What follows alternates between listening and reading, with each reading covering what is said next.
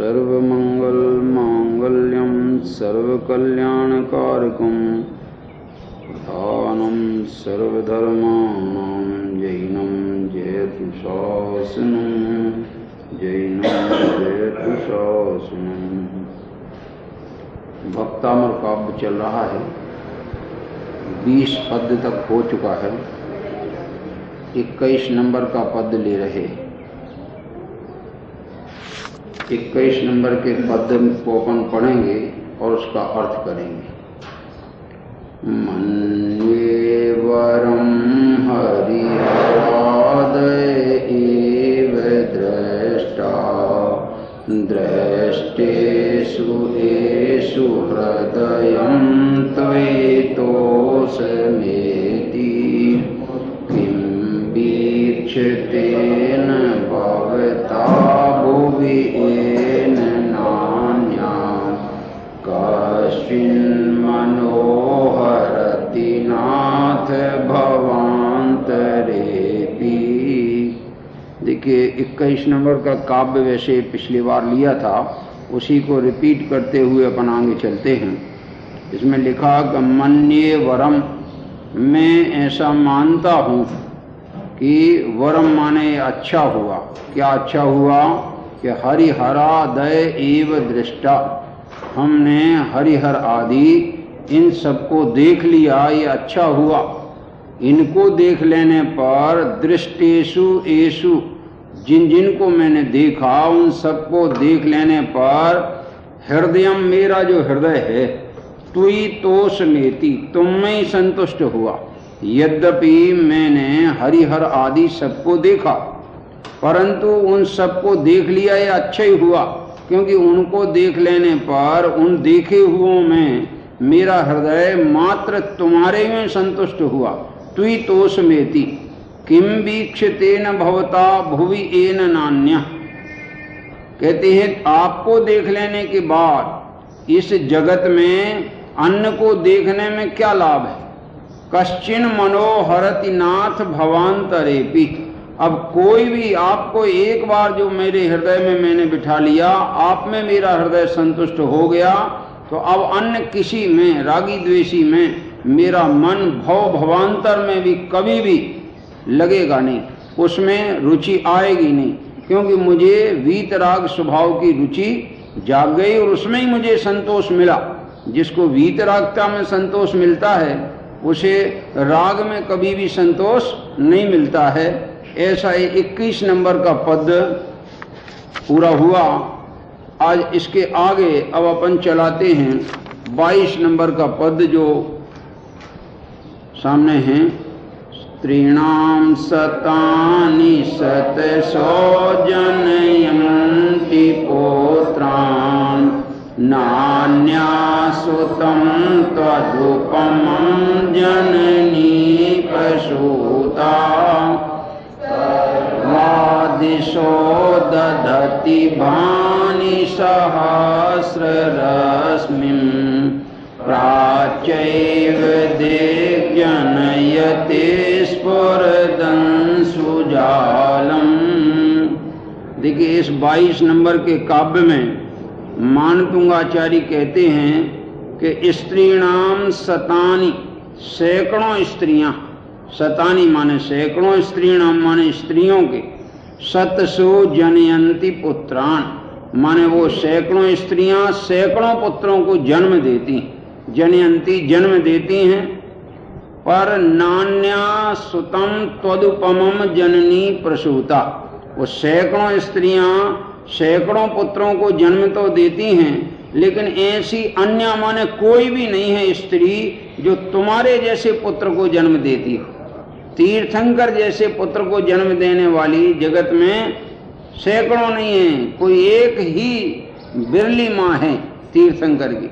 इसलिए सैकड़ों स्त्रियां सैकड़ों पुत्रों को जन्म देने वाली हैं, परंतु तुम्हारे जैसी पुत्र को जन्म देने वाली माता दूसरी कोई नहीं है। प्रसूता माने जन्म देने वाली माँ दूसरी नहीं है। कैसे नहीं है?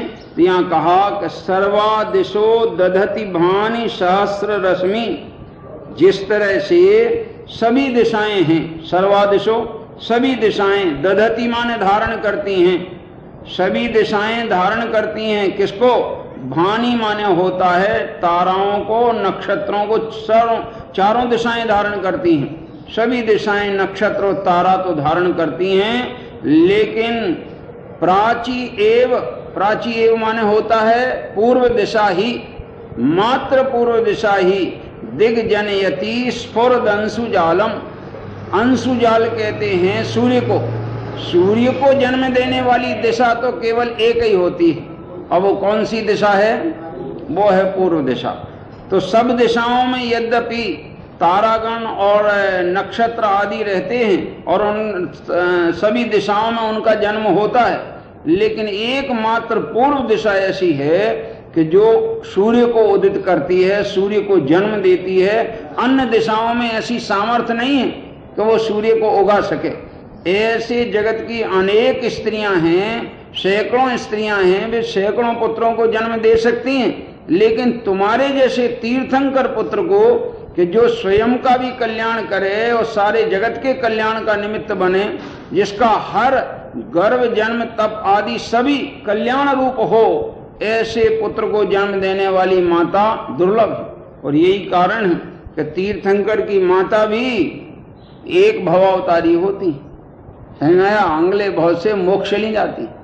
कोई उत्कृष्ट जाति का पुण्य उनके होता है कि तीर्थंकर जैसे त्रिलोकीनाथ पुत्र को जन्म दिया, पीछे स्वयं भी उन्हीं के, वो पहले मोक्ष चले गए और उसके पश्चात उन्हीं के मार्ग पर वो भी मोक्ष ले जाती, उनके पिता भी जाते। तो यहाँ कहते हैं कि ऐसी स्त्रियां जगत में अनेक हैं कि जिन्होंने अनेकों पुत्रों को जन्म दिया हो, तुम्हारे जैसा पुत्र कोई जन्म कर देने वाला कोई दूसरी स्त्री नहीं। अब इसमें महानता क्या आई? महानता ये आई कि जो तीर्थंकर जितने भी जन्मते, उसमें क्या रखा है? वो तो राग द्वेष का काम करने वाले तो सारे जगत के हैं, लेकिन उसमें ना तो माँ की महिमा है और ना ही कोई पुत्र की महिमा है।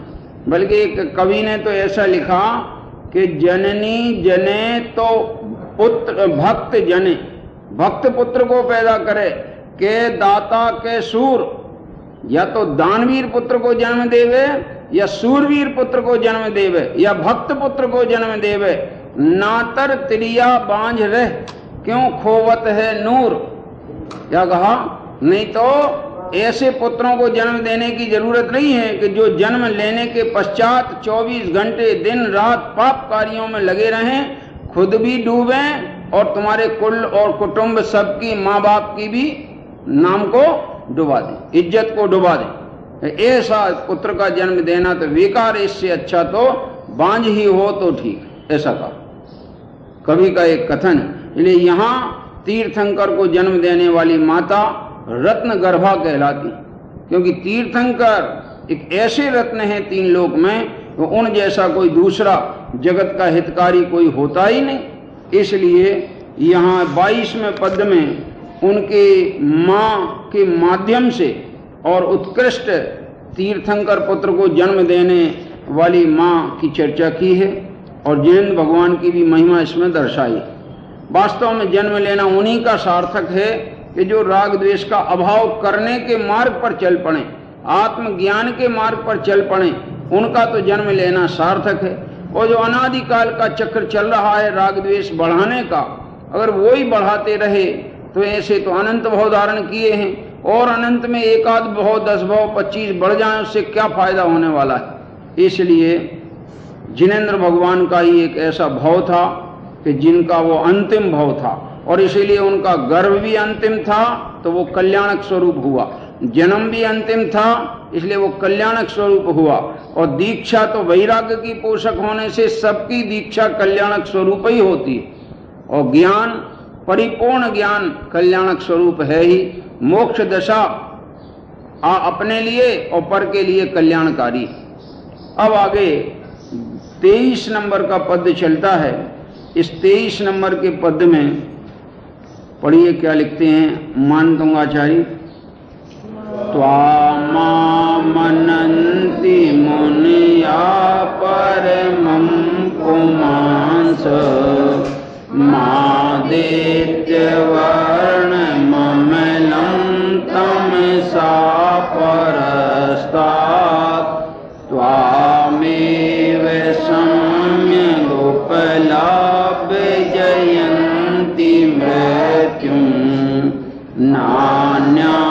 शिवा शिव पदस मुनीन्द्र।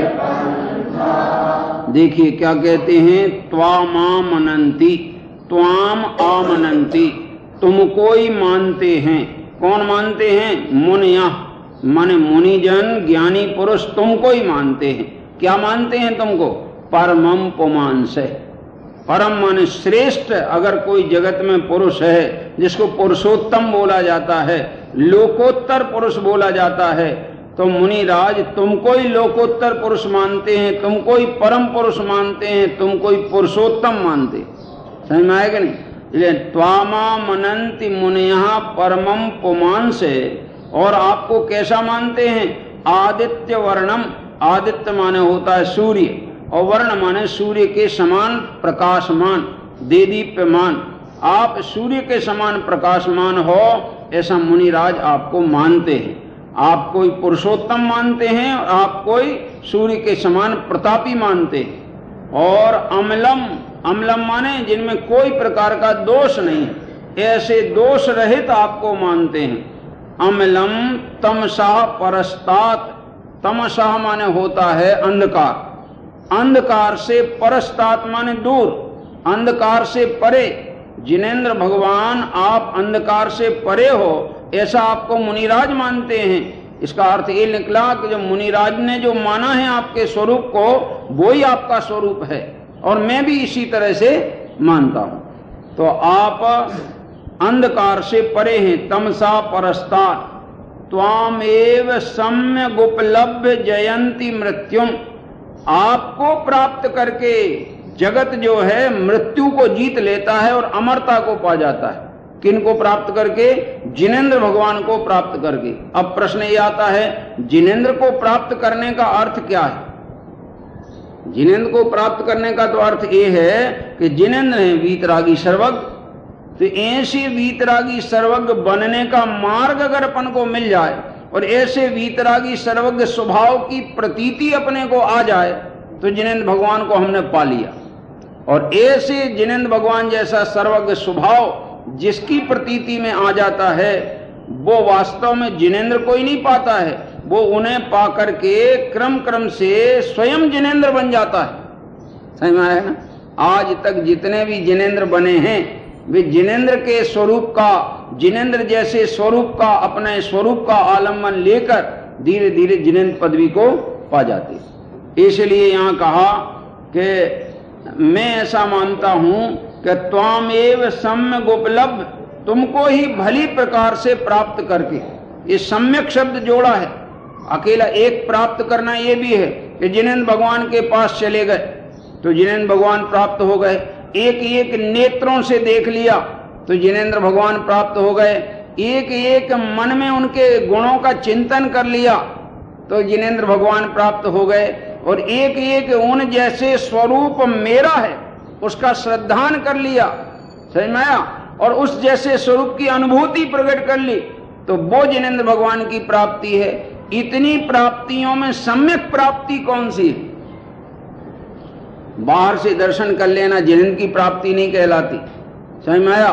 और कदाचित मन में भी उनका विचार आ जाए विकल्पों में, तो भी वो उनकी प्राप्ति अभी सांची नहीं हुई। लेकिन उन जैसा स्वरूप अपना अनुभव में आ जाए और अपने स्वरूप की अनुभूति एक क्षण को भी हो जाए, समझो तुमने जिनेंद्र भगवान को प्राप्त कर लिया। और जिनेंद्र को प्राप्त कर लेने वाला क्या करता है? त्वामेव सम्यक उपलब्ध जयंती मृत्युम, वो मृत्यु को जीत लेता है। तो मृत्यु काय के बल पे जीती जाती है? बाहर के दर्शन की क्रिया, ये तो नेत्रों की क्रिया जड़ की हुई। उस दर्शन में जो राग की क्रिया है, वो क्रिया राग की क्रिया पुण्यबंध की क्रिया हुई। न तो जड़ की क्रिया से मोक्ष होता है और मृत्यु को जीता जाता है, न राग की क्रिया से मोक्ष होता है और मृत्यु को जीता जाता है। अनुभव की क्रिया से मोक्ष होता है और मृत्यु को जीता जाता है। इसलिए सम्यक प्रकार से जिनेंद्र भगवान को उपलब्ध करने का अर्थ क्या निकला? कि तुम्हारे जैसे स्वरूप का, अपने निज स्वरूप का अनुभव प्रकट हो जाए, आत्मानुभूति हो गई, उसने जिनेंद्र के सच्चे दर्शन कर लिए। ऐसा और जितना भी ये दर्शन की जो पद्धति व्यवहार में चलती है, उसका मूल प्रयोजन क्या है? आत्मदर्शन है, लौकिक और कोई प्रयोजन नहीं है। अरे जिन मंदिर जावे और लौकिक प्रयोजन लेके जावे वो तो महापापी, घर से ही पाप बांधना शुरू कर दिया और मंदिर में भी पाप ही बांधेगा, क्योंकि जिसके प्रयोजन में पाप हो, समझ में आया कि नहीं, वो प्रयोजन में पाप हो तो प्रतिक्षण पाप का ही बंध होने वाला है। ऐसे जिसके प्रयोजन में लौकिक विचार हों, लौकिक कामनाएं हों और फिर वो जिनेंद्र भगवान के पास जाए तो वो कामनाएं पापमयी होने के कारण पाप बंद कराने वाली, और अलौकिक कामना लेके जाए, करे जैसा स्वरूप तुमने अपनी पर्याय में प्रकट किया है, मुझे बस और कुछ चाहिए नहीं, मुझे भी ऐसा ही स्वरूप चाहिए है। आप जैसे पारखी बने हो जिस चीज के, उसी का पारखी मैं बनना चाहता हूं। जिनेंद्र भगवान काय के पारखी हैं?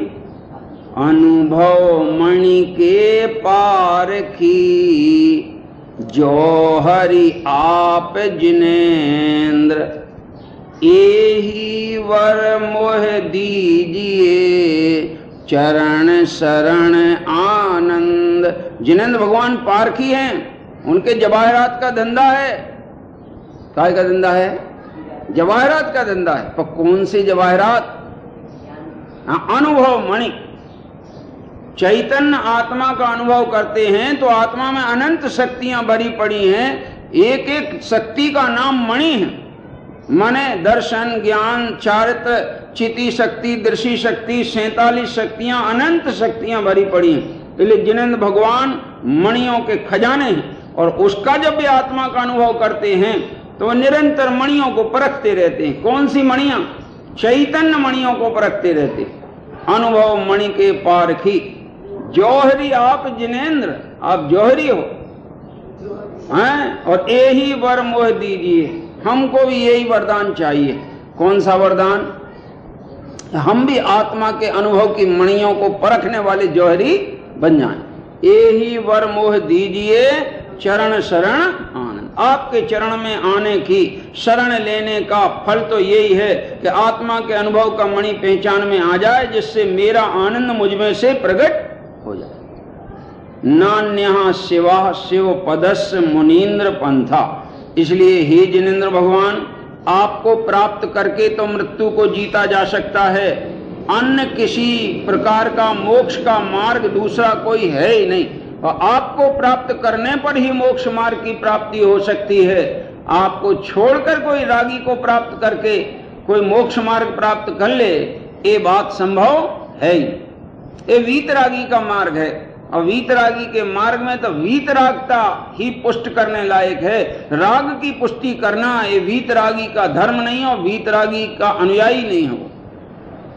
राग धर्ममय, धर्म रागमय, ऐसा अब तक माना था। शुभ कर्म कमाते सुख होगा, बस ऐसा अब तक जाना था। पर आज समझ में आया प्रभुवर वीतरागता धर्म आहा, राग भाव में धर्म मानना जिनमत में मिथ्या। ये बात यहाँ आई कि तुम्हें वीतराग स्वभाव रूप आपको जो प्राप्त करते हैं, वे ही मृत्यु को, अमरता को, मोक्ष को प्राप्त करते हैं। और इसलिए इस जगत में आपको छोड़ के दूसरा कोई मोक्ष का मार्ग है ही नहीं, आप ही मोक्ष के मार्ग हो। न अन्यः शिवा शिव पदस्य मुनीन्द्र पंथा। शिव पद माने मोक्ष पद का, शिव माने हितकारी, पंथ माने रास्ता। जगत में न अन्य दूसरा है ही नहीं। और हे मुनीन्द्र, हे मुनियों के नाथ, आप ही मोक्ष मार्ग दर्शाने वाले।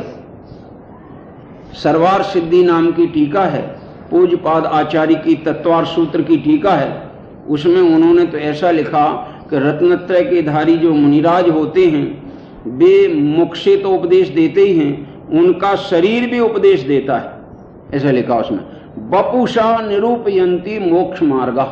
अपने शरीर के द्वारा वे मोक्ष मार्ग का निरूपण करते हैं। कैसे करते होंगे मोक्ष मार्ग का निरूपण? कैसे करते होंगे? क्योंकि मोक्ष मार्ग तो सम्यक दर्शन, सम्यक ज्ञान, सम्यक चारित्र रूप है। तो उन मुनिराज का शरीर सम्यक दर्शन का उपदेश कैसे देता होगा, सम्यक ज्ञान का उपदेश कैसे देता होगा, सम्यक चारित्र का उपदेश कैसे देता होगा? वे ऐसे देता है कि उनकी हर क्रिया अंतर्मुखी होती है।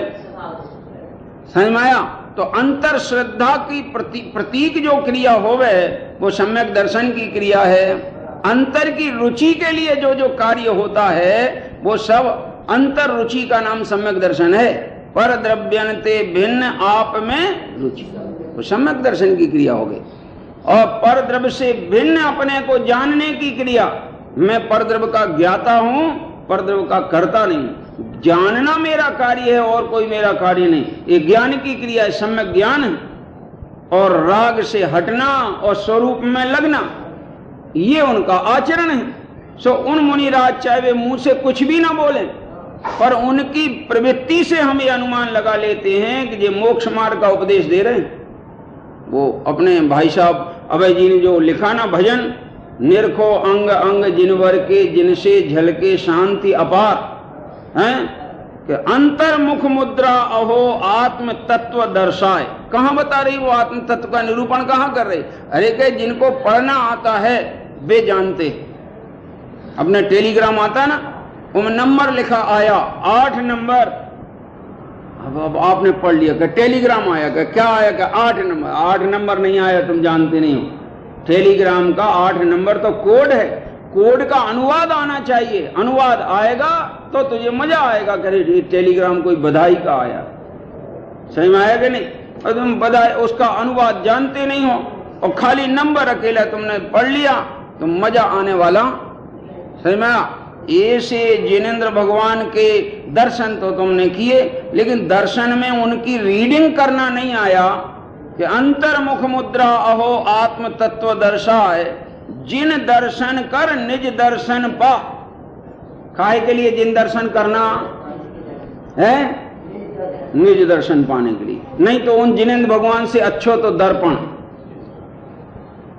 क्यों? कम से कम तुम दर्पण देखते हो तो दर्पण ही नहीं देखते रहते, वो मैं अपना चेहरा देख लेते हो। और जिनेंद्र रूपी दर्पण को देखो तो उसमें क्या दिखना चाहिए? आत्म दर्पण बनना चाहिए। वो आत्मा को दिखाने वाला दर्पण है। उसमें कोई राग द्वेष देखे, उसमें कोई लौकिक प्रयोजन देखे, उन्हें जिनेंद्र के स्वरूप को पहचाना। इस तरह हे जिनेंद्र भगवान, आपके सिवाय मोक्ष का मार्ग कोई दूसरा है नहीं, आप ही मोक्ष मार्ग दिखाने वाले। ये 23 नंबर का पद हुआ है। रियल में इसके हमने प्रवचन पहले तो पढ़े होंगे पर ध्यान नहीं रहे, लेकिन अभी हम जब प्रवचन इनके पढ़ रहे हैं गुरुदेव के, हमें तो ऐसा लगा कि शायद अबे दुनिया में तो हमें नहीं दिखता ऐसा पुरुष कि जिनवाणी का इतना मर्म खोल सके, इन पद्यों का इतना मर्म खोल सके। एक भी व्यक्ति दिखाई नहीं देता दुनिया में, ऐसा अर्थ खुलासा किया है। हमें आया कि नहीं? अभी देखिए, हम 1-2 नमूने दिखाएंगे इसमें से। आगे लिखते हैं 24 नंबर का पद ले रहे हैं हम। त्वामाव्ययं विभुम चिन्तमसंख्यमाद्यं ब्रह्माणमीश्वरमनन्तमनङ्गकेतुं योगीश्वरं विदितयोगमनेकमेकं ज्ञानस्वरूपममलं प्रवदन्ति सन्तः। देखिए 24 नंबर का काव्य है। इसमें मानतुंग आचार्य कहते हैं कि त्वाम अव्ययम, तुम कोई जो संत लोग हैं प्रवदंती माने कहते हैं, निरूपण करते हैं, आपको ऐसा निरूपण करते हैं कि आप कैसे हो अव्यय। यह शब्दों का अपन अर्थ विचारें जरा। व्यय माने जिसका नाश हो और अव्यय माने जिसका कभी नाश ना हो। जरा लगाओ तो ऐसी कौन सी चीज है जिसका कभी नाश नहीं होता? जगत में जितने संयोग मिले हैं ये कैसे हैं? ये तो सब नाशवान हैं। आज अपन पूजा में पढ़ रहे थे, मुझे उस समय एक बात याद आ रही थी कि आपसे पूछूं। उसमें ये आया था, हम ये तुम्हारे से ये छोड़ चले जाते पर ये भी छोड़ चले। क्या शब्द आया है? पर ये भी छोड़ चले जाते। तो कौन चले जाते? ये भी तन धन को साथी समझा था, पर जे भी छोड़ चले जाते। माने कौन चला जाता है? प्रश्न ये है, बताओ कौन चला जाता है, जरा विचारना। हाँ, हम अपन को ये लगता है जे धन पैसा साथी जे भी हमें छोड़ के वे नहीं जाए, वे यहीं रहते हैं और हम चले जाते हैं उनको छोड़ के। जिंदगी और पैसा जोड़ा तो पैसा छोड़ के जाएगा कि तुम छोड़ के जाओगे उसको? कौन छोड़ के जाएगा? तो तन को साथी माना था पर छोड़ के चले जाएंगे, तो कौन शरीर छोड़ के जाएगा कि आत्मा छोड़ के जाएगा? आत्मा छोड़ के चला जाएगा। तो तन को भले हमने साथी माना था, धन को भले साथी माना था, तन धन को साथी समझा था, पर इनको भी छोड़ के हम चले जाते हैं। हम चले जाते हैं। दुनिया कहती है बड़ा समय तेजी से जा रहा है, समय नहीं जा रहा है, हम जा रहे हैं। समझ में आया? समय तो बना रहेगा और हम चले जाएंगे। इसलिए यहां आचार्य कहते आपको अव्यय कहते हैं। अव्यय का अर्थ अपन समझा रहे हैं, जरा विचारना। अव्यय माने क्या? तो जितनी भी अपनी पर्याय हैं, पुण्य पाप के जो परिणाम हैं जो हमारी पर्याय में आते हैं, वे परिणाम कैसे हैं? आते हैं और जाते हैं, इसलिए वे अव्यय नहीं है। और अपनी निर्मल पर्यायें भी आती हैं और जाती हैं, वे भी अव्यय नहीं है। और अपना जो आत्मा का स्वभाव है, ज्ञान दर्शनमयी स्वभाव, वो ना तो आता है न जाता है, वो त्रिकाल अनादि काल से है और अनंत काल तक रहेगा। इसलिए अपना स्वभाव कैसा है? अव्यय।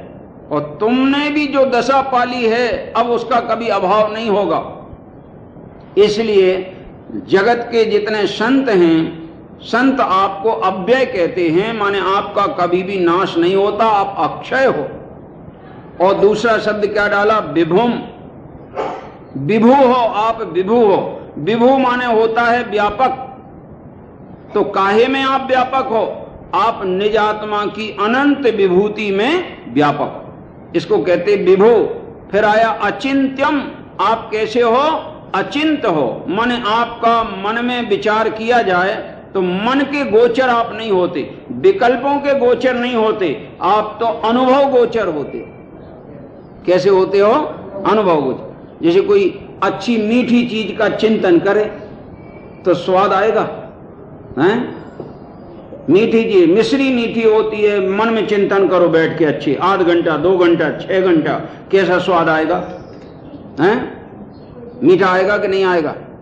नहीं आएगा। क्यों नहीं आएगा भैया? स्वाद कब आएगा? खाने से स्वाद आएगा, चिंतन मात्र से स्वाद नहीं आएगा। बच्चे भी कह रहे खाने से मजा आएगा। तो यहां भी कहते हैं कि वास्तव में अगर जिनेंद्र भगवान तुम्हारे वीतरागी सर्वज्ञ स्वरूप का चिंतन भी कोई करे, वो चिंतन करना कहलाता है पुण्य भाव। और चिंतन छोड़कर स्वभाव का अनुभव करना वो कहलाता धर्म भाव, वो वीतराग भाव है। वो स्वाद लेना कहलाता जिनेंद्र भगवान के स्वरूप का।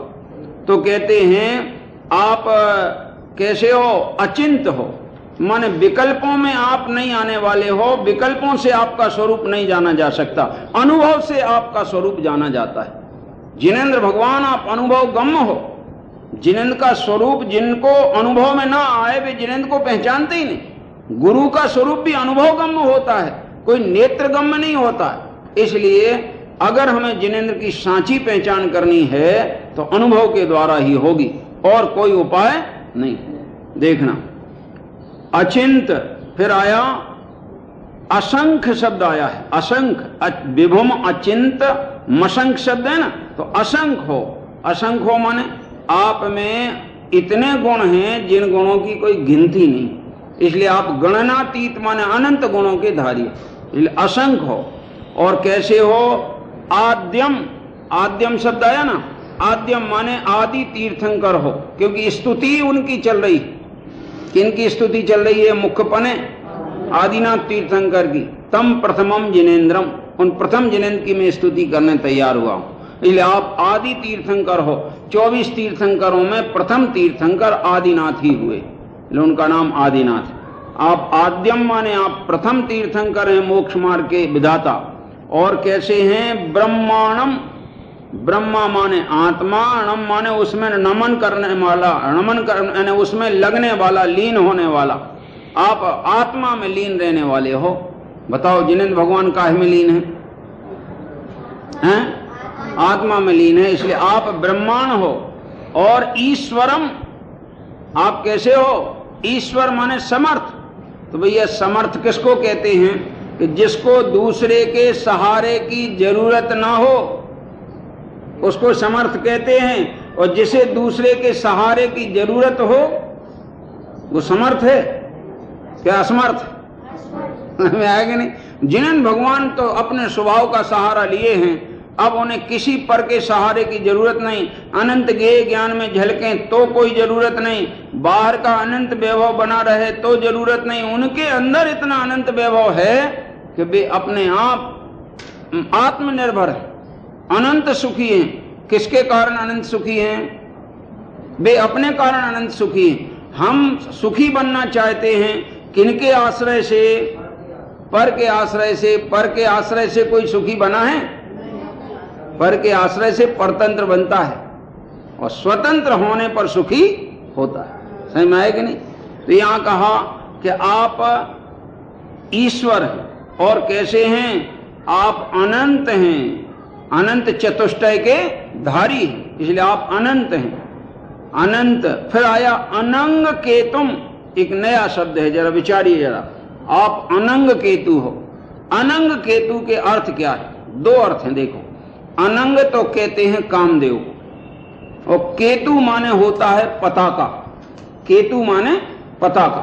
तो कामदेव के ऊपर जो पताका लहरा देवे माने विजय प्राप्त कर ले, जो काम विजेता हो वो अनंग केतु होता है। तो जिनेंद्र भगवान आप ही एक ऐसे हो। बाकी तो जगत में जितने देवी देवता हैं सब काम के वशीभूत हैं, काम के साधन संग में रखे हुए हैं 24 घंटे। समझ में आया कि नहीं? और आप काम के अनंग माने कामदेव के ऊपर विजय प्राप्त करने वाले, ध्वजा लहरा दिए तुमने उसके ऊपर, माने तुमने कामदेव को जीत लिया। एक अर्थ तो ये है अनंग केतु का, और एक दूसरा अर्थ और है। अनंग का अर्थ होता है अंग माने शरीर, और शरीर होते 5 प्रकार के: औदारिक, वैक्रियक, आहारक, तेजस और कारमान। ये 5 शरीरों का नाम है अंग। और 5 ही शरीर जिनके पास नहीं है हैं उनका नाम है अनंग। उस सोनागिर में 2 वो हुए हैं, कौन? नंग और अनंग। मैंने एक सजेशन उनको दिया था कि तुमने इसका इकट्ठा जोड़ के नाम नहीं रखना था, नंगा नंग ऐसा नाम दिया उन्होंने। ऐसा में उसमें अर्थ लोगों की समझ में नहीं आता, और कुछ उल्टा ही अर्थ समझ में आता है। वो अलग ही अलग बोलना चाहिए, नंग और अनंग। नंग का अर्थ और अनंग का अर्थ एक ही है। न अंग, जिसके अंग नहीं है माने आत्मा मात्र है, शरीर से भिन्न है, उसका नाम होता नंग। और अन माने नहीं है अंग, अन अंग, अंग जिनके नहीं है उसका नाम भी अनंग। दोनों का अर्थ एक है। तो यहाँ अनंग माने जिनेंद्र भगवान आप 5 शरीरों से रहित हो, अशरीरी हो। आप कैसे हो? अशरीरी। तो वे अशरीरी हैं, इस गुण की बात करने से आपको क्या फायदा है? ये फायदा है कि जैसे जिनेंद्र भगवान के आत्मा का स्वभाव अशरीरी है, मेरा आत्मा भी कैसे स्वभाव वाला है? समझ में आई कि नहीं बात? उनके तो गुणों की बात करना बहाना है, वैसे अपने गुणों को याद करना, उसका श्रद्धान करना प्रयोजन। समझ में आएगा नहीं? इसलिए आप अनंग केतु हो, माने आप अशरीरी हो। और फिर क्या लिखा? योगीश्वरम विदित योगम। वास्तव में आप योगीश्वर माने मुनियों के द्वारा आपका जो स्वरूप है रत्नत्रय की अवस्था में आप जाने जाते हो। जब मुनिराज अपने आत्म स्वभाव में मग्न रहते हैं, उनका सम्यक ज्ञान सम्यक चार तीनों एक रूप होता है, उस काल में आपका सांचा स्वरूप मुनियों के गोचर होता है, गम्य होता है। और कैसे हो? अनेकम, आप अनेक हो माने अनंत गुण के धारी हो। आपके नाम भी बहुत से हैं, 1000 नाम तो वैसे ही 1008 नाम तो अभी भी चलते ही हैं, तो आपके 1008 नाम हैं, अनंत गुण के धारी हैं। और एकम माने आप एक हो। एक हो का मतलब जिनके समान दूसरा कोई ना हो। बीतरागी सर्वज्ञ देव के समान जगत में कोई दूसरा है नहीं, इसलिए एक ही हो आप। मोक्ष मार्ग दर्शाने वाले और उत्कृष्ट देवता आप ही हो। ज्ञान स्वरूप, और कैसा हो आप? ज्ञान स्वरूप हो, माने ज्ञान की मूर्ति हो, केवल ज्ञानमय हो। और अमलम, अमलम माने आप कर्म मल से रहित हो, ऐसा प्रवदंती संता, ऐसा सज्जन पुरुष, ऐसा मुनिराज आपके विषय में निरूपण करते हैं।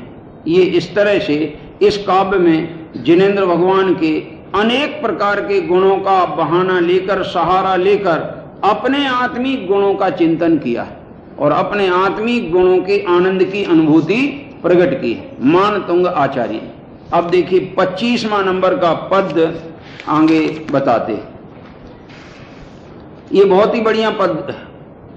बोधास्त्वमेव विबुधार्चित बोधि बोधात् त्वं शंकरोऽसि भुवनात्रय शंकरात्वात् दातासि धीर शिव मार्ग विधिर्विधानात् व्याक्तं त्वमेव पवन् पुरुषोत्तमोऽसि। देखो गजब, इनमें 4 बातें कही हैं इस पद में कि सांचे अर्थों में बुद्ध तुम ही हो, सांचे अर्थों में शंकर भी तुम ही हो, सांचे अर्थों में विधाता भी तुम ही हो, और पुरुषोत्तम माने विष्णु, सांचे अर्थों में विष्णु भी तुम ही हो। अब कैसे, जरा देखो विचारो। बुद्धा त्वम एव, तुम ही बुद्ध हो।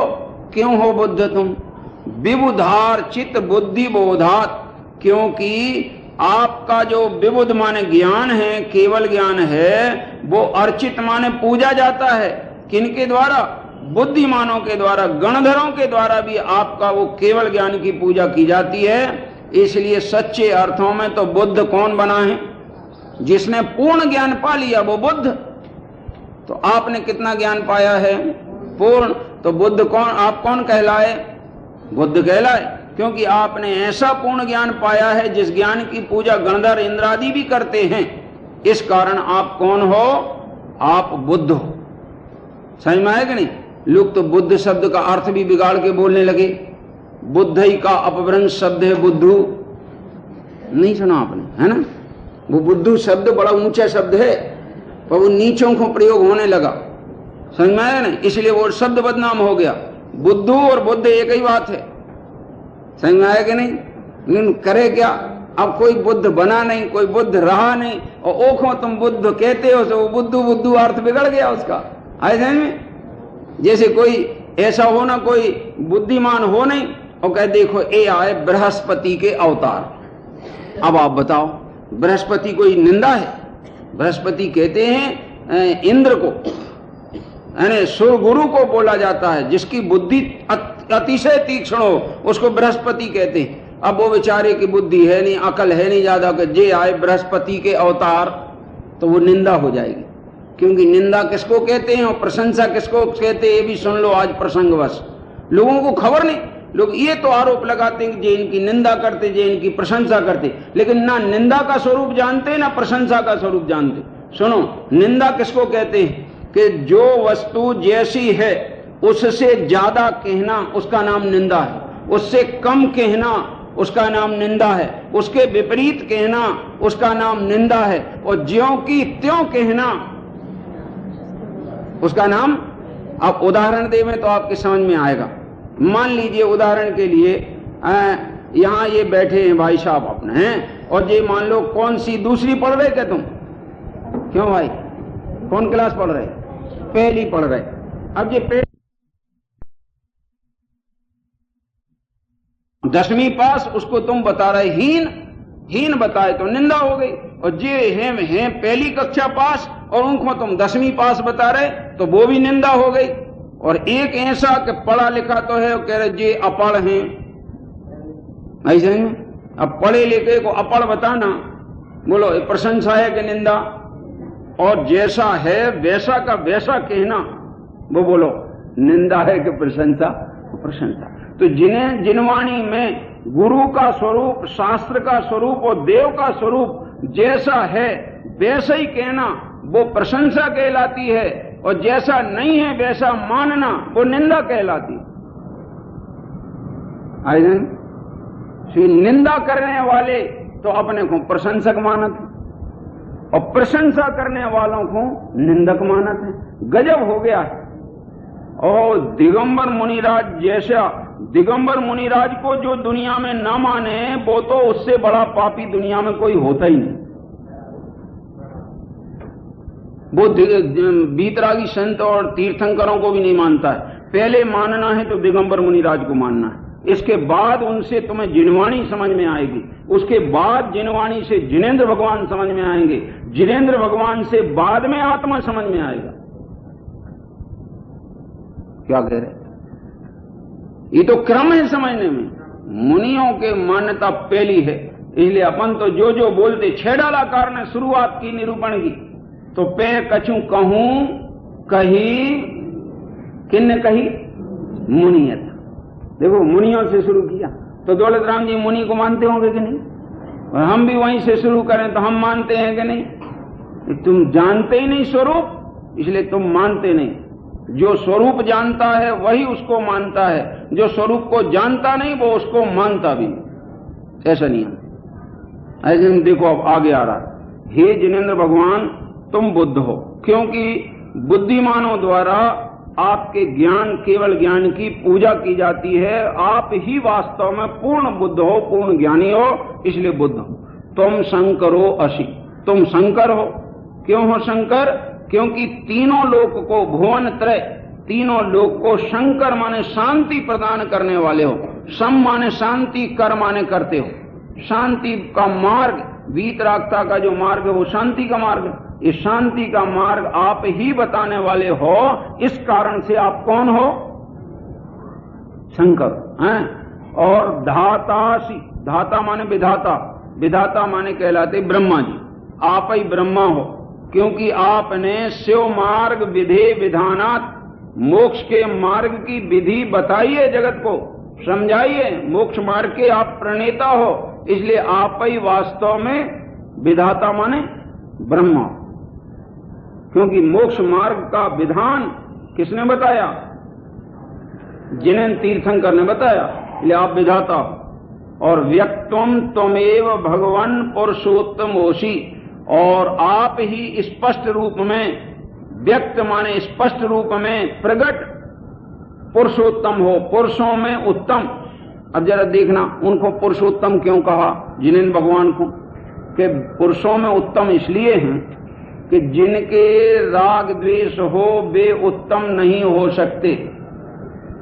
जिनने राग द्वेष को मिटा दिया है, अज्ञानता को मिटा दिया है, वे ही उत्तम कहला सकते। समझा? तो पुरुष माने आत्मा, आत्माओं में जिनने राग द्वेष और अज्ञान को जीत लिया है वो पुरुषोत्तम कहलाता है। तो हे जिनेंद्र भगवान आदिनाथ, आपने अनंत जगत में आत्मा है, लेकिन उनमें आपने राग द्वेष को जीत लिया है और अज्ञान को मिटा दिया है, वीतरागता सर्वज्ञता प्रकट कर ली है। इसलिए सच्चे पुरुषोत्तम तो पुरुषों में उत्तम माने श्रेष्ठ, पुरुष माने आत्मा, आत्माओं में श्रेष्ठ आप ही श्रेष्ठ आत्मा। ऐसा उन्हें याद किया है, बुद्ध के रूप में याद किया है, शंकर के रूप में याद किया है, विधाता के रूप में याद किया है, और विष्णु के रूप में भी उन्हीं को याद किया, जिनेंद्र भगवान को। अब ये पद तो जनरली लोग बोला करते हैं, जब भी जिनेंद्र के दर्शन करते हैं तो ये 26वां पद जरूर बोलते हैं। देखो इसमें क्या लिखा है, तोभ्यं नमास्ति भुवनार्ति हराय नाथ, तोभ्यं नमः क्षितितलामल भूषणाय, तोभ्यं नमः जगता परमेश्वराय, तोभ्यं नमो जिन भगोदधि शोषणाय। देखो नाथ शब्द आया ना, नाथ पहली लाइन में अंत में, ये संबोधन है। हे नाथ, हे स्वामी, हे तीन लोक के ईश्वर, तुम कैसे हो? त्रिभुवन आरती हराय, तीनों लोक की आरती माने पीड़ा दुख कष्टों को हरण करने वाले आप हो, ऐसे आपके लिए तुभ्यम माने तुम्हारे लिए नमः माने नमस्कार। आपको नमस्कार क्यों हो? क्योंकि आप तीनों लोगों के कष्ट को दूर करने वाले हो। और कष्ट दूर कैसे होता है? मोह राग द्वेष के मिटाने का मार्ग मिल जाए तो कष्ट दूर होता है, और मोह राग द्वेष के मिटाने का मार्ग न मिले, अनंत वैभव मिल जाए, चक्रवर्ती का वैभव मिल जाए, तो भी वो जीव कभी भी कष्ट मिटा सकता नहीं और सुखी हो सकता है। समझ में आया? इस सुखी होने का मार्ग वीतरागी जिनेंद्र के सिवाय अन्यत्र कहीं मिलता ही नहीं। ये माल ही कुछ ऐसा है, यूं समझो कि ये माल वीतरागी सर्वज्ञ की कंपनी का माल इस स्वाध्याय भवन में मिलता है। राग द्वेष की चर्चा यहां बिल्कुल नहीं। 30 साल हो गए इसको लगातार चर्चा करते। सन 69 में स्टार्ट हुई थी चर्चा। कितना सन चल रहा है? 99। लगातार दोनों टाइम 30 साल हो गए, और ये चर्चा के सिवाय दूसरी चर्चा है नहीं। समझ में आया? क्योंकि यही धंधा है। फिर इतने साल से तुमने अपने धंधे में थके नहीं। धंधे में कौन थकता है बताओ ना? पीढ़ी दर पीढ़ी धंधा चलता है। चलता कि नहीं चलता था? हैं? एक ही धंधा सुनारी को या के जवाहरात का बाप दादा कर रहे थे, तो उनकी बेटा करत, उनके बे करत। अब जैसे गोयल साहब इलेक्ट्रॉनिक का धंधा है, तो भैया अब अपनी पीढ़ी काय को धंधा कर रहे हैं, वही करेगी। देखो ना, है कि नहीं? तो हमारे बाप दादों का धंधा वीतरागता और सर्वज्ञता का था, मोह राग द्वेष के नाश करने का था। हम कौन सा धंधो अपनाएं धर्म के नाम पर? लड़ाई करने का, विषमवाद करने का, पक्षपात करने का, झगड़े करने का, विषमवाद खड़े करने का। अरे ये सब मिटाओ और अपना काम करो। पर्याय का कोई ठिकाना नहीं है। जाओगे तो अनंत काल पता नहीं चलेगा कहां चलेगा